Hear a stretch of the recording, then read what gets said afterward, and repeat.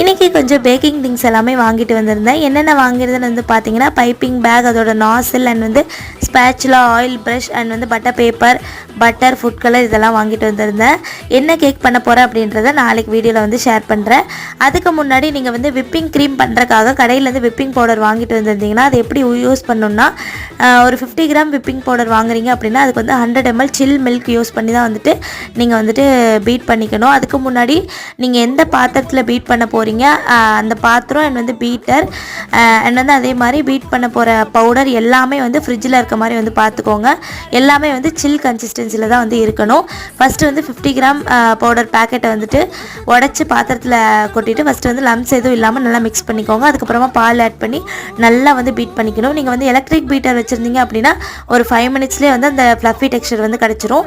Hand பீட்டர்னால் 15 to 20 minutes கிட்ட ஆகும். இது எப்படி வந்துட்டு நாளைக்கு வீடியோவில் ஷேர் பண்ணுறேன்.